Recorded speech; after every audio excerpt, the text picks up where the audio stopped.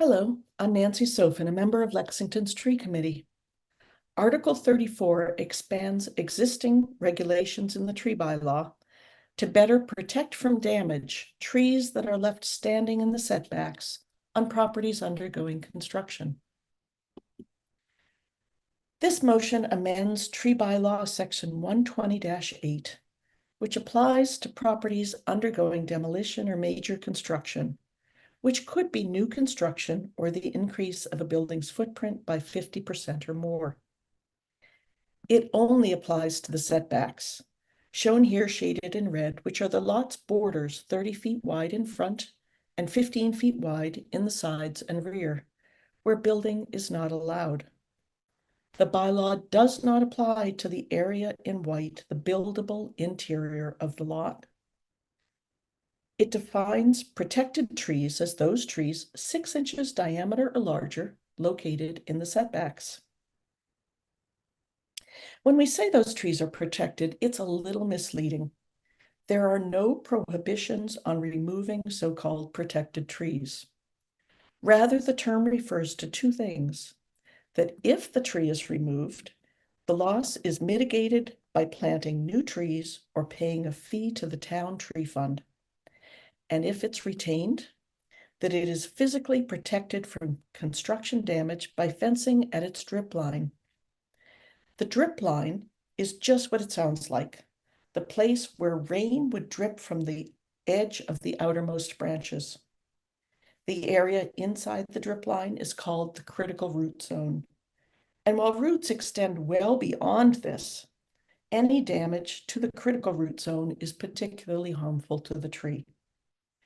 It's important for the health of the tree that the soil is not compacted by driving equipment or piling soil or building materials there, that the roots are not torn by excavation, that the tree's bark is not gouged or its branches broken. Our bylaw and regulations now say that fencing should be erected at the drip line after the tree warden's initial site visit and before any site work begins. Sometimes strict fencing of the critical root zone and construction activities that are allowed or even required by other laws are incompatible, especially with large homes being built on smaller lots. A structure can be built right up to the setback line, and OSHA requires that a foundation hole extend several feet beyond the foundation's footprint for worker safety. Utilities must be spaced a certain number of feet apart, and there are required stormwater retention tanks to be buried on the property, and that is allowed to happen in the setbacks. There are soils to be piled and trucks driving and parking at the site. It may be hard to find space for all of these without encroaching on the critical root zones of protected trees that the owner wants to keep. So what problems does this motion address? Some just don't comply with the bylaw. Either the fencing is not put up, or it's installed too close to the tree's trunk, or it's allowed to fall down or is taken down later in the project. There are those legitimate constraints posed by building codes and practices. And builders don't have the expertise to know how to save trees in these situations. Also, our bylaw does not specifically mention that town street trees in front of construction projects need to be protected.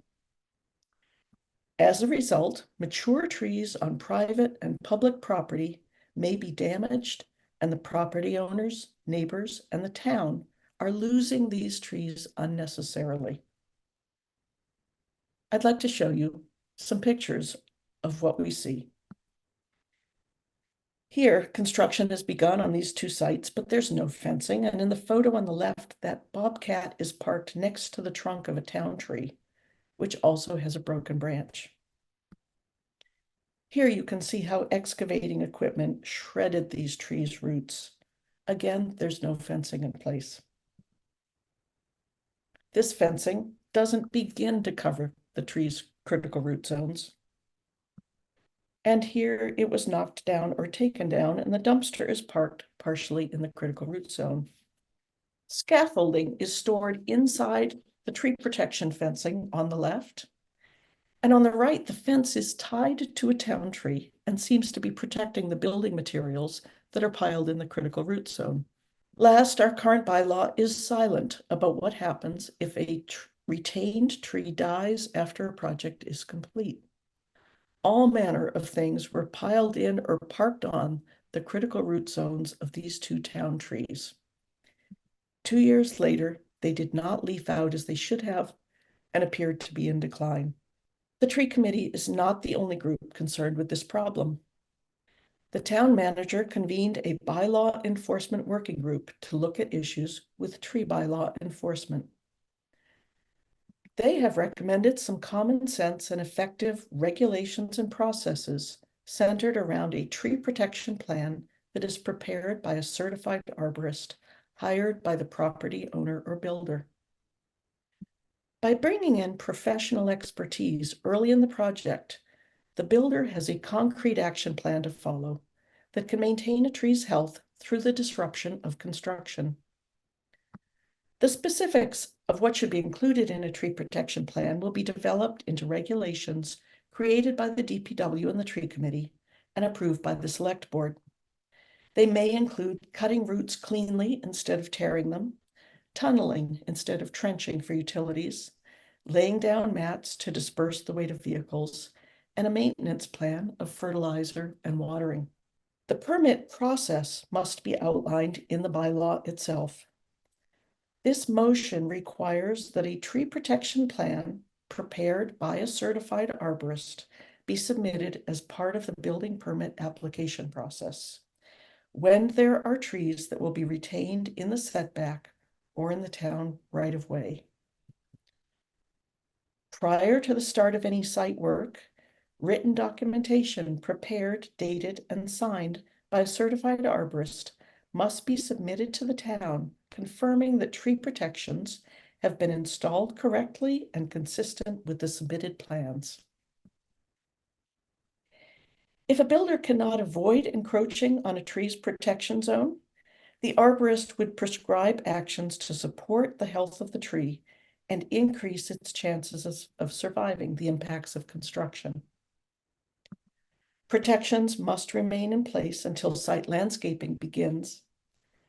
And the motion requires that a tree protected in this way must survive for 1 year after the certificate of occupancy is issued, or it will be considered removed and must be mitigated for. This process is very similar to one used successfully in Wellesley. How is this enforced? When the tree warden is aware that protections are not installed or have been removed, he contacts the builder to ask that they be restored immediately. If that doesn't happen, he has the option of having forestry division staff do the work and billing the owner, or of hiring an arborist to care for the tree and billing the owner. And he has done this for some town trees that were at risk. Or he may impose fines or require larger trees for mitigation planting. But none of these things actually stops an activity that might be damaging a tree in a timely way. This amendment gives the tree warden the additional enforcement tool of a stop work order for any activity that is violating the tree protection plan.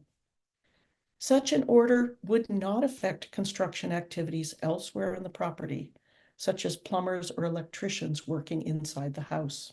In summary, this motion calls for the applicant to submit as part of a building permit application a tree protection plan prepared by a certified arborist for any retained protected trees in the setbacks and for any town trees in the right-of-way on properties undergoing construction. It further requires that the arborist certify that the protections have been installed according to the plan before site work begins, that the protections remain in place until landscaping begins, and that the trees survive for 1 year after the certificate of occupancy is issued. Finally, it allows for enforcement by a stop work order. Thank you for your consideration of this motion.